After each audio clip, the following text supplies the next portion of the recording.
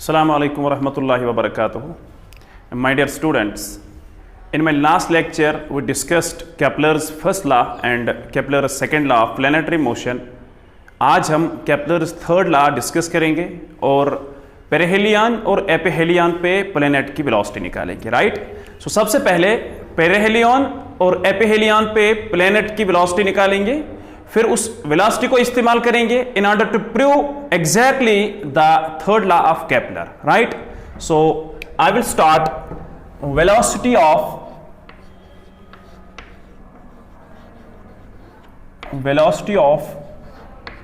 planet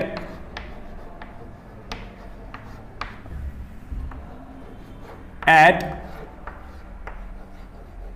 perihelion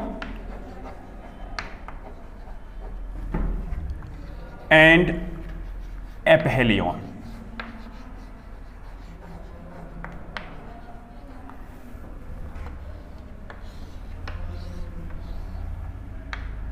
देखो बेटा, perihelion और एपिहेलियन मैंने lecture number 1 Kepler's laws of planetary motion में डिस्कस किया, जो मैंने last time lecture Kepler's laws पे दिया था, ठीक है।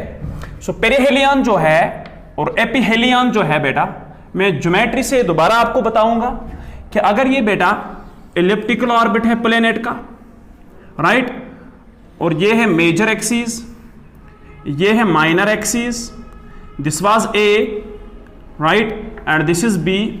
Semi major axis is A, semi minor axis is B.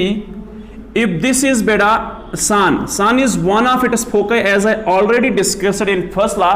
So अगर यहाँ पे sun है और ये बेटा प्लैनेट जो है, अगर यहाँ पे प्लैनेट होगा, right, this is planet, इसकी वेलोसिटी इस पॉइंट पे एक वैल्यू होगा, और अगर नजदीक आएगा प्लैनेट टू द सन, यहां पे वेलोसिटी का वैल्यू कितना आएगा, ठीक है। सो दिस पॉइंट, यहां पे प्लैनेट जो है वो काफी दूर है बेटा, और जब दूर होगा इस पॉइंट को हम एपहेलियन कहते हैं, इसको एपहेलियन बोलते हैं हम, right. Aphelion is farthest point from the sun, remember, aphelion is farthest point from the sun and this point is perihelion, right, perihelion. So लिहाजा पेरिहेलियन क्लोजेस्ट पॉइंट है टू द सन।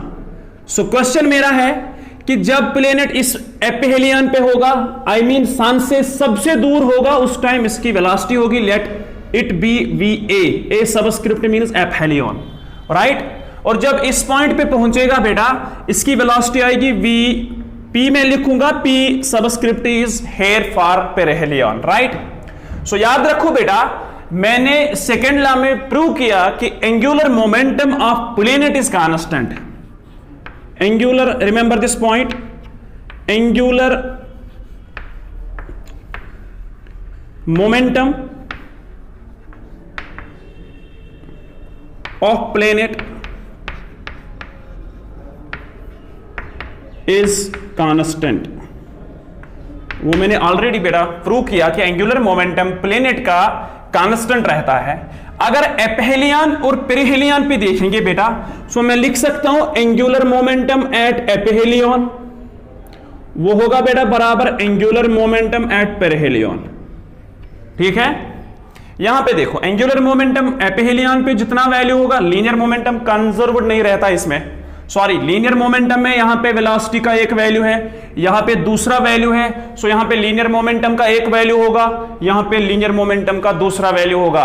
लेकिन angular momentum का ताल्लुक जहां तक है कि इस प्लैनेटरी मोशन में प्लैनेट का एंगुलर मोमेंटम कांस्टेंट रहता है, right, throughout its motion. So aphelion पे जितना एंगुलर मोमेंटम होगा, पेरिहेलियन पे भी इतना एंगुलर मोमेंटम बेटा होगा। सो एंगुलर मोमेंटम की अगर यहां पे आप इक्वेशन देखोगे और यहां पे इक्वेशन देखोगे बेटा, सो हम लिख सकते हैं जो मास ऑफ प्लैनेट होगा m, क्योंकि ये एंगुलर मोमेंटम की रिलेशन है r cross p momentum, right. r means, अगर मैं जिस एपिहेलियन की बात करूंगा, r is the separation from sun to this very aphelion point. So मैं लिख सकता हूं this is, let us suppose r1, ठीक है, ये R1 है, और अगर इसको बेटा देखेंगे ये R2 है, राइट। सो दिस इज, अगर एपिहेलियन की बात करेंगे, R1 लिखा मैंने, R1 cross momentum, if this is VA मैं लिखूंगा मोमेंटम PA, वो आएगा बेटा बराबर R2 cross angular velocity, this is velocity at perihelion, right. So अगर इसको थोड़ा इवेलुएट करेंगे, R और V के बीच में बेटा आप एंगल देख सकते हैं, वो 90 है, राइट। सो इसको हम लिख सकते हैं R1 PA sin 90, वो आएगा बेटा R2 VP sin 90, sin 90 is 1। सो हमारे पास जो इक्वेशन होगी, इसको हम मोमेंटम को लिख सकते हैं m इंटू वी। सो मैं लिख सकता हूं बेटा m mass of planet R1, right, and PA means mv1।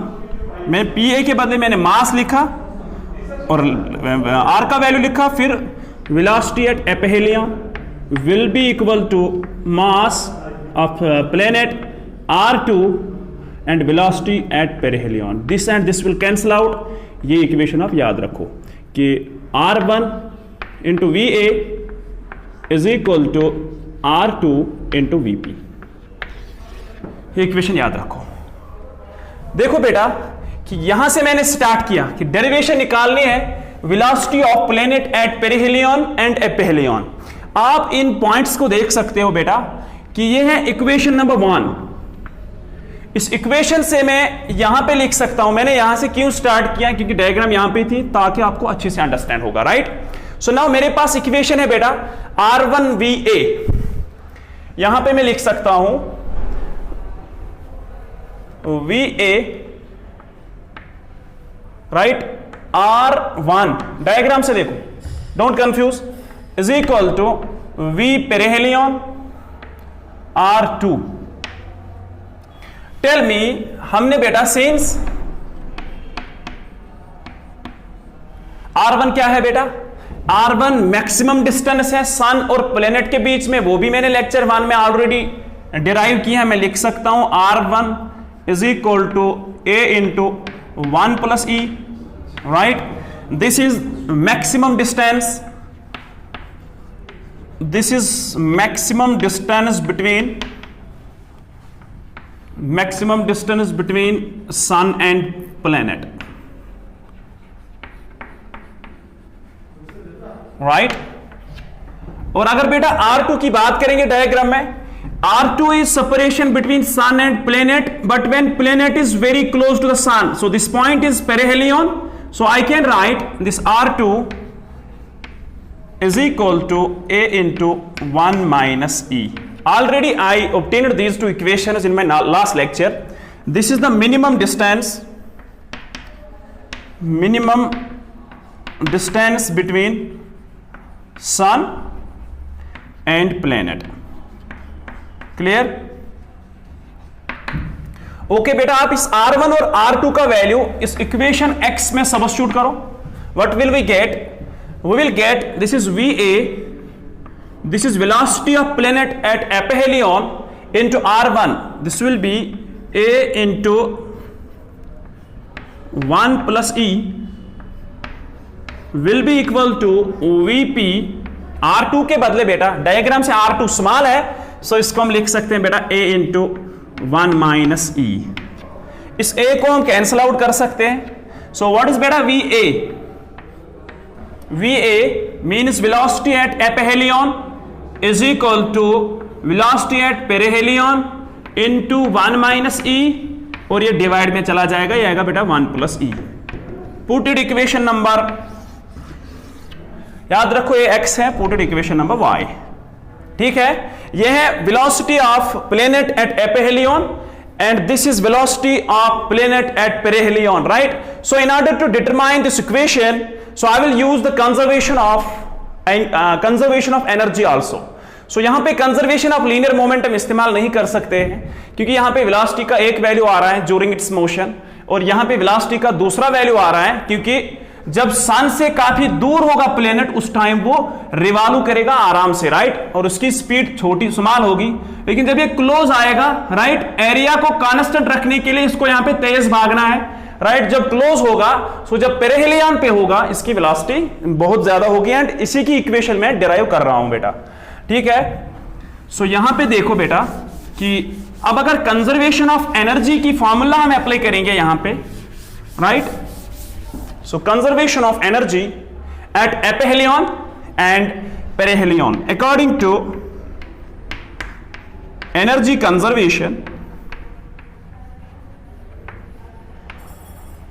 According to energy conservation at कहां पे बेटा, एट पेरिहेलियन एंड एपिहेलियन, क्योंकि मैंने एंगुलर मोमेंटम भी उन्हीं दो पॉइंट्स पे लिया है, energy conservation at perihelion and aphelion, right. So मैं लिख सकता हूं kinetic energy at perihelion, right, sorry aphelion लिखेंगे, plus potential energy at aphelion will be equal to kinetic energy at perihelion plus potential energy at perihelion.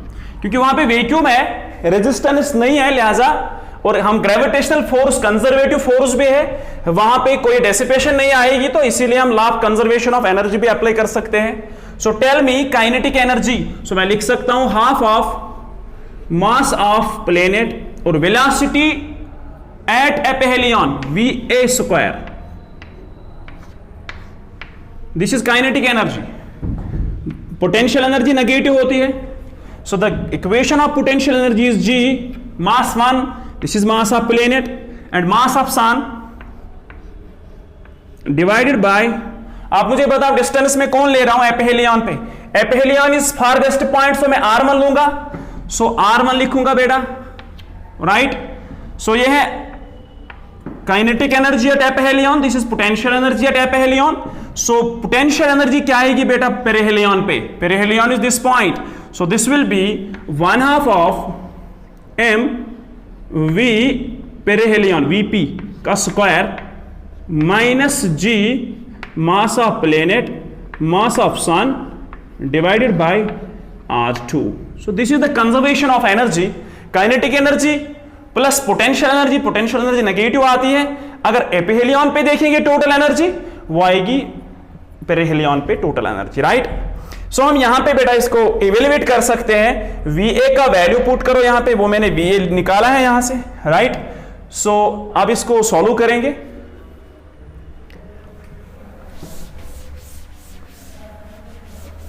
Actually हम accurate proof निकालेंगे फिर third law का, जब हम एक्चुअली इसकी velocity हमारे पास इसकी इक्वेशन होगी तो फिर इजी होगा प्रूव करना। अदरवाइज जो आपकी बुक्स है उन्होंने गलत से इसको प्रूव किया है, रॉन्ग इंटरप्रिटेशन दी है, वहां पे उन्होंने अप्रोक्सीमेशन ली है कि ये सर्कुलर ऑर्बिट पे चल रहा है। अगर सर्कुलर ऑर्बिट पे चल रहा है तो फिर क्या मजबूरी है कि हम इसको एलिप्टिकल ऑर्बिट में सॉल्व करें, तो लिहाजा हम एलिप्टिकल ऑर्बिट में ही थर्ड लॉ को भी सॉल्व करेंगे, राइट। सो इसको बेटा आगे ले जाओ आप, इसमें वेलोसिटी का वैल्यू पुट करो, what was the value of velocity, V velocity at epiheलियन is equal to V at perihelion into 1 plus E divided by 1 minus E. I think this was the equation, ठीक है, यही equation अभी आई थी। VA V aphelion यहां पे, right, I think यहां पे कम ही होगी, सो इसका वैल्यू ज्यादा होगा, यहां पे नेगेटिव आएगा,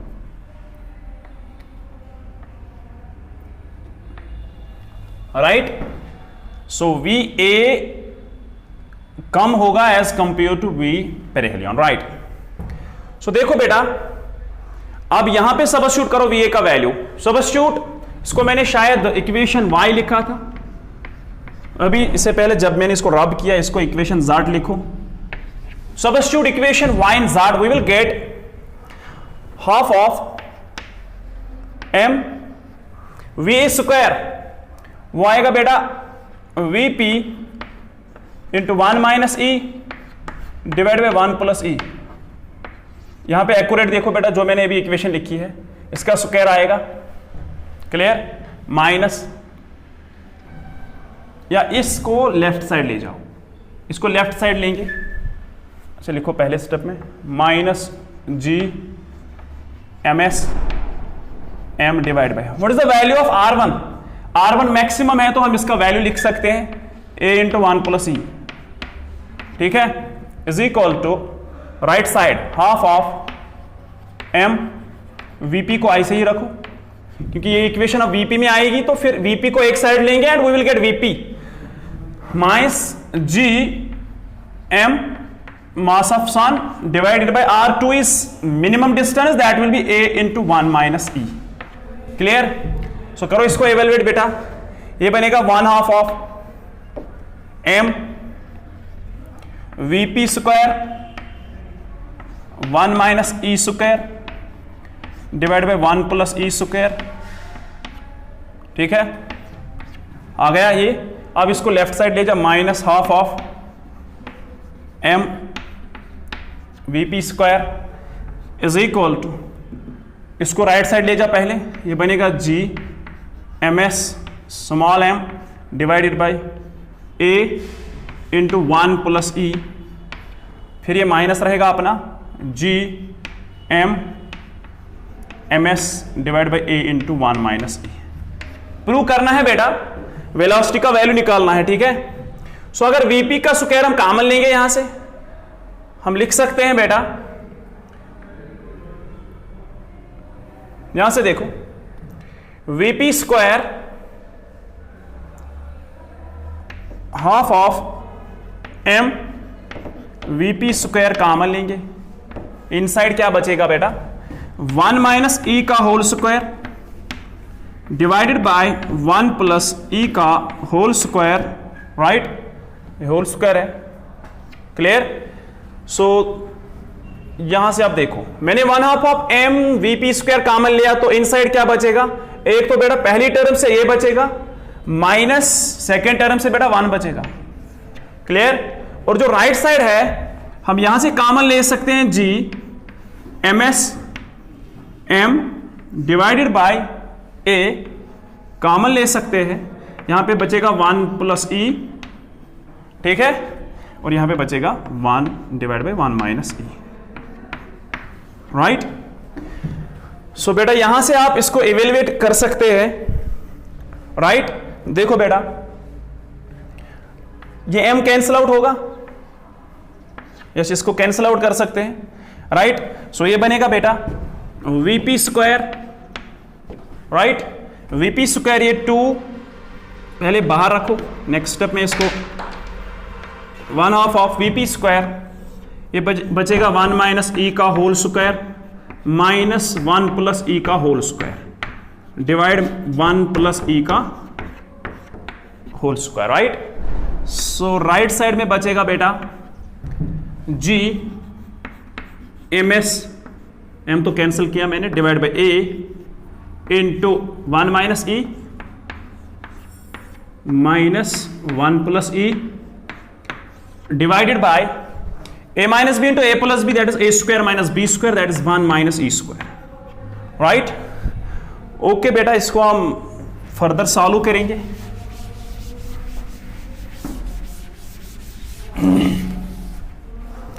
यहां पे देखो इक्वेशन क्या आई बेटा, इस 2 और इस डिनोमिनेटर को राइट साइड ले जाओ, ठीक है। मैं लिख सकता हूं बेटा vp square is equal to g ms by a into ये क्या बनेगा 1 minus e minus 1 minus e, 1 और -1 कैंसल आउट होगा, minus e is minus 2e minus 2is e, right, divide by 1 minus e square. ये है मैंने vp square लिखा is equal to this, और ये जो टर्म बाकी है 2 तो न्यूमरेटर को मल्टीप्लाई होगा और ये टर्म सीधे डिनोमिनेटर में चली जाएगी, multiplied by left hand side की टर्म देखो 2 तो मल्टीप्लाई पे आएगा 2, क्लियर। इसको मैं मल्टीप्लाई कर रहा हूं, 2 यहां पे आएगा और 1 प्लस ई स्क्वायर भी यहीं पे आएगा, 1 plus e square 1 plus e का होल स्क्वायर डिवाइडेड बाय, और ये जो बेटा ये टर्म है, सारी टर्म जो न्यूमरेटर है it will go to denominator, this will be 1 minus e का whole square, right, minus 1 plus e का whole square. ठीक है. सो अब इस बेटा इसको सॉल्व करेंगे हम. कुछ कैंसिल मत होगा.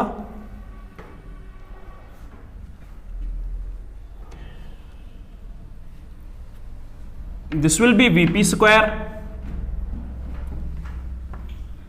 Vp square is equal to G ms divided by A. यहां से देखो, this is 2 multiplied by 2, this is minus 4e. This is minus 4e and this is 1 plus e square, right? This is 1 plus e का whole square, right? And this is numerator and denominator में आएगा बेटा. एक तो 1 minus e square है, right? 1 minus e square, 1 minus e का whole square minus, और यहां से बेटा इसको सॉल्व करेंगे, एक ही टर्म आएगी फिर, इनटू में क्या है, a माइनस बी का whole square, a square plus b square minus 2ab 2e, फिर माइनस है, फिर a प्लस b का whole square, a square plus b square plus 2ab. Clear? So इसको बेटा हम सॉल्व करेंगे. ये आएगा vp square is equal to gms divided by a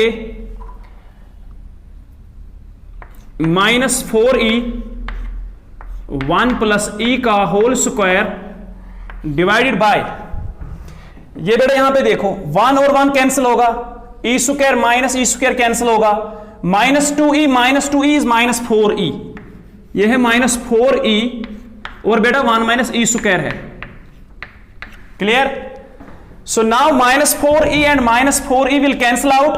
We got the result, that is the equation of the velocity at perihelion.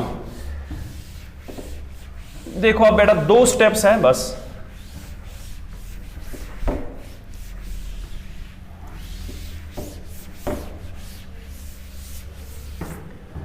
देखो बेटा Vp का value क्या आएगा, Vp square is equal to G ms mass of sun divided by A, और है 1 plus e square divided by 1 minus e square. This is velocity at perihelion. इसको बेटा square को आप रूट ले सकते हैं राइट साइड से. This will become under root of G ms divided by A 1 plus e square divided by 1 minus e square. क्योंकि इस पे नीट का क्वेश्चन भी आया है 2018 में, वो हम यहीं पे डिस्कस अभी करेंगे after the completion of the equation. So what you are observing बेटा, ये है velocity of planet at perihelion. Means जब प्लेनेट क्लोज टू सन आएगा, इस पॉइंट पे इस प्लेनेट की वेलोसिटी कितनी होगी बेटा, जी तो कांस्टेंट है, मास ऑफ सन भी ऑलरेडी पता है 1 plus this is eccentricity of the geometry of the elliptical orbit, and this is a is semi major axis and this is 1 minus square of eccentricity, right? And this is the velocity at perihelion.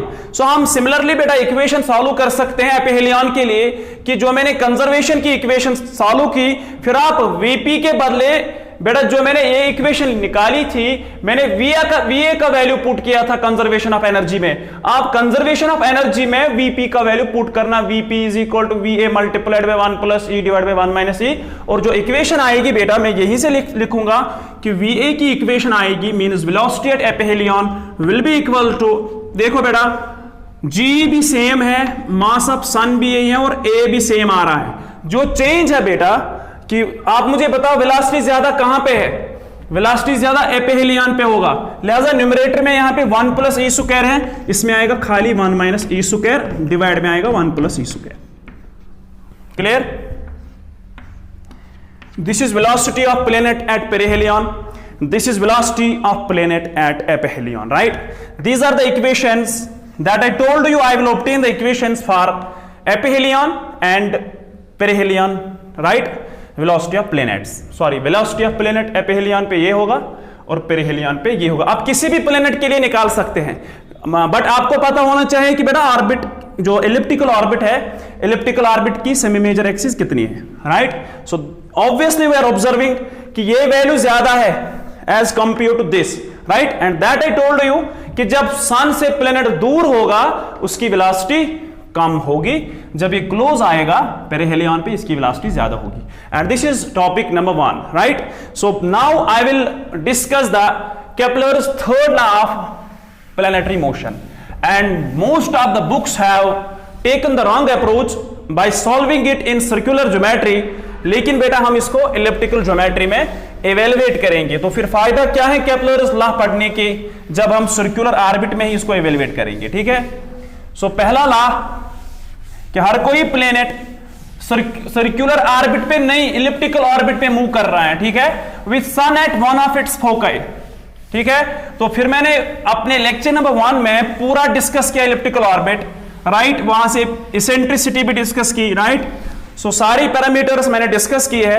अब बेटा Kepler's second law भी हमने prove किया था, now we will discuss Kepler's third law of planetary motion. Sorry बेटा, Kepler's third law से पहले NEET का क्वेश्चन समझाएंगे यहां पे। सो नीट 2018 का क्वेश्चन, मुझे लग रहा है आप एक कॉन्सेप्चुअल क्वेश्चन पूछा था उन्होंने, आप दूर से इसको इवेल्युएट कर सकते हैं। अगर ये इलिप्टिकल ऑर्बिट है, this is elliptical orbit, right, this is sun, this is point A, this is point B and this is point C, right. Tell me, option 4 लिखूंगा मैं, kinetic energy at A is greater than kinetic energy at B is greater than kinetic energy at C, एक option. दूसरी option, kinetic energy at C greater than kinetic energy at A greater than kinetic energy at B. जो भी option होंगे वो बेटा आप दूर से अंडरस्टैंड कर सकते हैं कि सबसे क्लोजेस्ट डिस्टेंस ये है, ठीक है। सो जो वेलोसिटी सी पे होगी that will be very large, so मैं लिख सकता हूं जो काइनेटिक एनर्जी सी पे होगी वो सबसे ज्यादा होगी एज कंपेयर टू जब प्लेनेट बी पॉइंट पे पहुंचता है, क्योंकि ये डिस्टेंस भी इस डिस्टेंस से बहुत कम है। सो के बी, राइट, और इससे छोटी है बेटा के ए, क्योंकि ए पॉइंट बहुत दूर है, वहां पे प्लेनेट सबसे मिनिमम स्पीड से चलेगा।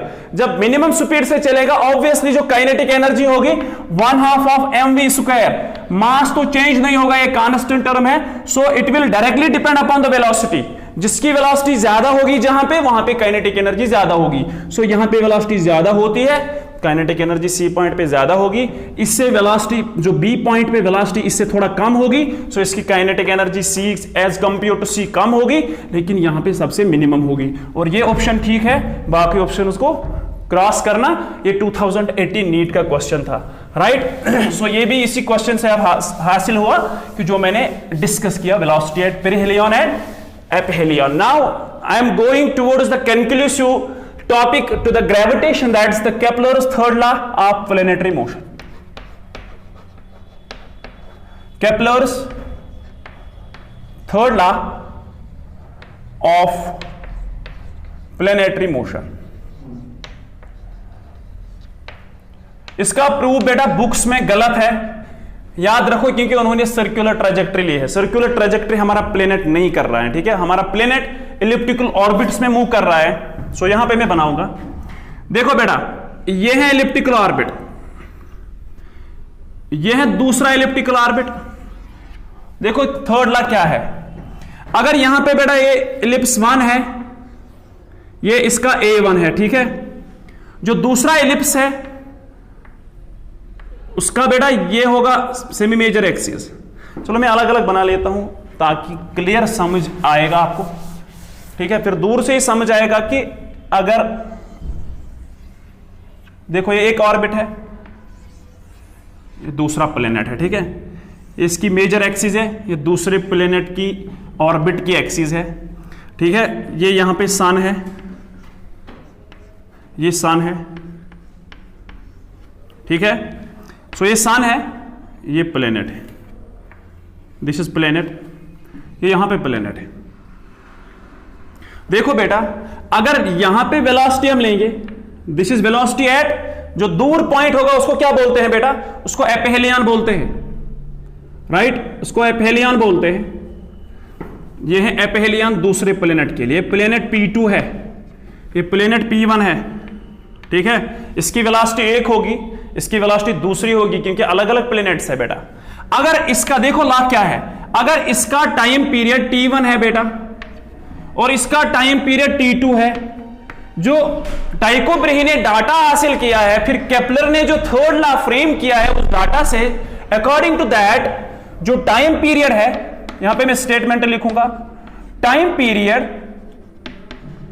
Of a planet,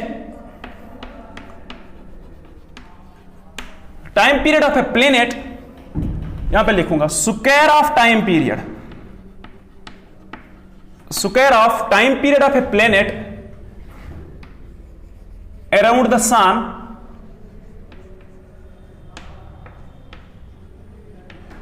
is equal to cube of semi major axis, cube of semi major axis, right. Square of time period, यहां पे देखो जो टाइम पीरियड का स्क्वायर है किसी भी प्लेनेट के लिए, चाहे वो इस ऑर्बिट में मूव कर रहा होगा, चाहे वो दूसरे ऑर्बिट में मूव कर रहा होगा, ऑब्वियसली हर कोई प्लेनेट अपने अपने पर्टिकुलर इलिप्टिकल ऑर्बिट में मूव करता होगा। सो अगर टाइम पीरियड निकालेंगे किसी भी प्लेनेट का किसी भी ऑर्बिट पे, ठीक है, that will be directly proportional to cube root of semi major axis. इस प्लेनेट की सेमी मेजर एक्सिस बेटा ए है, लेट अस सपोज A1 है, इसकी सेमी मेजर एक्सिस बेटा A2 है, क्योंकि अलग अलग इलिप्स है, राइट। सो हम लिख सकते हैं T2 is directly proportional to cube of semi major axis. This is the third law कि square of time period of any planet is directly proportional to cube of semi major axis. बेटा यहां पे हम constant अगर equality sign लिखेंगे, can I write T square by A cube is equal to constant, ये भी हम लिख सकते हैं, राइट। यहां हम लिख सकते हैं T1 square divided by A1 cube होगा बराबर दूसरे प्लेनेट का टाइम पीरियड का स्क्वायर डिवाइड बाई उसकी सेमी मेजर एक्सिस जो होगी उसका क्यूब। अगर कोई और प्लेनेट हम लेंगे बेटा T3 square divided by A3 का क्यूब, ये सारा रेशो सेम आएगा। This is Kepler's third law कि square of time period is directly proportional to cube of semi major axis. So इसको बेटा हम T square by A cube is equal to constant भी लिख सकते हैं। लिहाजा हर किसी प्लेनेट का ये रेशो कांस्टेंट रहेगा। अगर मैं यहां पे प्लेनेट 1 की बात करूंगा, उसके ऑर्बिट की सेमी मेजर एक्सिस A1 है, राइट, और जो बेटा टाइम पीरियड लगेगा वो T1 है, तो फिर ये स्क्वायर आएगा, दूसरे प्लेनेट का रेशो ये आएगा, तीसरे का ये आएगा, ये ऑलवेज कांस्टेंट रहता है। सो ये मुझे प्रूव करना है। मैंने कहा आपकी बुक्स ने इसको एज ए सर्कल पे प्रूव किया है, लेकिन that is totally wrong. So हम बेटा इसको किस पे सॉल्व करेंगे? So I will prove this in elliptical geometry. देखो बेटा प्रूफ,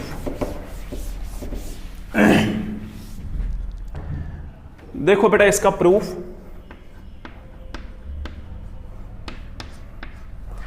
देखो बेटा हमने we know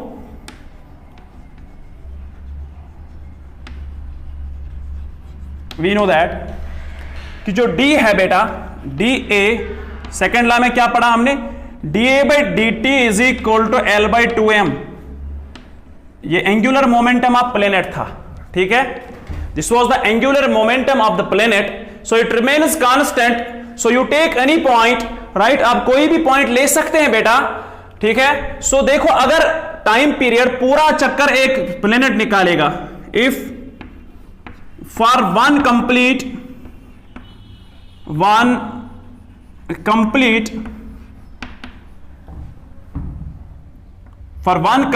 revolution of planet about sun। आप मुझे बताओ अगर टाइम पीरियड जो है, जो मैंने स्मॉल टाइम लिया था, अगर मैं पूरा टाइम पीरियड लूंगा यहां से बेटा यहां तक पूरा, आप मुझे बताओ एरिया कितना निकलेगा। मैं लिख सकता हूं फिर एरिया होगा area of ellipse. So what is the equation of area of ellipse? That will be pi a into b. याद रखो pi is constant, a is semi major axis and this is semi minor axis. This is the area of the ellipse divide by time period t होगा is equal to, आप मुझे इस point पे angular momentum बताओ। मैं कोई भी point ले सकता हूं, नो प्रॉब्लम। एंगुलर मोमेंटम होगा m, mass of planet. Velocity मैंने दूर वाला पॉइंट लिया, वो एपिहेलियन वाला लिया, m v aphelion v a का जो मैंने अभी डिराइव की है, एम वी एंड आर बेटा आएगा, आर कितना आएगा? So this distance r will be equal to a into 1 plus e, क्योंकि ये फारदेस्ट पॉइंट है। क्लियर? अच्छा मैंने एपिहेलियन पे लिया है, ओके बेटा, this will be r aphelion means directly value लिखेंगे a into 1 plus e. Okay बेटा, ये एंगुलर मोमेंटम आया m v r divided by 2m, this m will cancel out, ठीक है। सो अब अगर इसका स्क्वायरिंग हम करेंगे, स्क्वायरिंग बोथ साइड्स, क्योंकि हमें प्रूव करना है t square directly proportional to a cube, ये हमें प्रूव करना है, ठीक है। ये आएगा बेटा स्क्वायरिंग बोथ साइड्स, ये बनेगा pi square a square b square divided by t square is equal to, right side में बनेगा बेटा v a square 1 plus e का whole square divided by 2 square, I mean 4 लिखेंगे डायरेक्टली। क्लियर? सो आप T square को इस side ले जाओ, बाकी को एक साइड ले जाएंगे। So this will be t square is equal to, मैंने टी स्क्वायर को यहां पे लिया और यह आएगा pi square a square b square multiplied by 4 divided by ये a square into 1 plus e square यहां पे आएगा।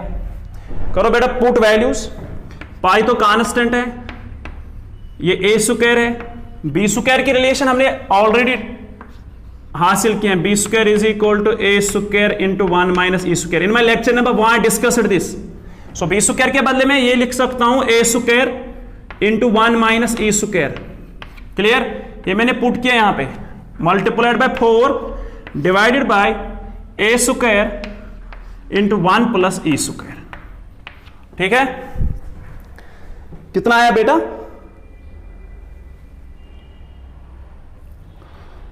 Pi square a square b square divided by twice m और वी ए का वैल्यू बेटा अभी पुट नहीं किया मैंने।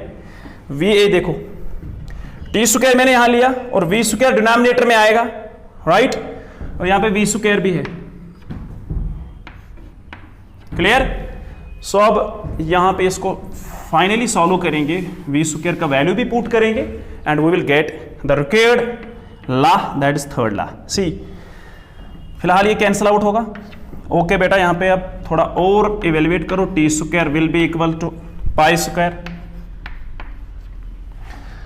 ए square 1 minus e square, clear, 4 है मल्टीप्लाइड बाय 4 डिवाइडेड बाय, आप मुझे बताओ v जो वेलोसिटी है, वेलोसिटी एपिहेलियन पे, आई मीन जब ये बहुत दूर होगा, ये स्लो चलता होगा, और इसका स्क्वायर जब हम यहां पे पुट करेंगे that will be G m divided by a into, जब ये बहुत दूर होगा तो ये स्लो चलता होगा, फिर न्यूमरेटर में 1 माइनस ई और डिनोमिनेटर में 1 प्लस ई, ठीक है, 1 minus e square 1 plus e square, ठीक है। सो और आएगा बेटा 1 प्लस ई स्क्वायर, यही है टर्म। खाली मैंने v का वैल्यू पुट किया, v एपिहेलियन पे जब ये दूर होगा। यहां से देखो बेटा 1 माइनस ए स्क्वायर ये कैंसल आउट होगा, ये भी कैंसल आउट होगा, सो ये कांस्टेंट बनेगा, ये a न्यूमरेटर में चला जाएगा, this will be t square, ये भी कांस्टेंट है, this will be pi square divided by G m s, right, और यहां पे 4 आया, ए स्क्वायर है ये न्यूमरेटर में चला जाएगा, multiplied by a, so this is t square directly proportional to a cube. This is the required law, that's Kepler's third law of planetary motion. बेटा आप इस पे एनसीईआरटी के एक न्यूमेरिकल है, आप उसको ट्राई करना, राइट. तो बाकी न्यूमेरिकल्स ऑलमोस्ट मैंने हर किसी टॉपिक में टच किए हैं. I hope that you have enjoyed this lecture, right. So ये था बेटा आज का लेक्चर जिसमें हमने Kepler's third law detailed prove किया, right, in exact manner. So अगर आप बुक्स में देखोगे बेटा इसका प्रूफ उन्होंने सर्कुलर ऑर्बिट पे लिया है, that is wrong, right. So I hope that you have enjoyed this lecture. इसमें मैंने एक चीज ऐड किया है जो बुक्स ने सॉल्व नहीं किया है, that was determine the velocity at aphelion and perihelion, और इसके बीच में मैंने नीट 2018 का क्वेश्चन भी इवेलुएट किया, right. So I hope that you have enjoyed this. Keep watching, right, and God bless you. Thank you.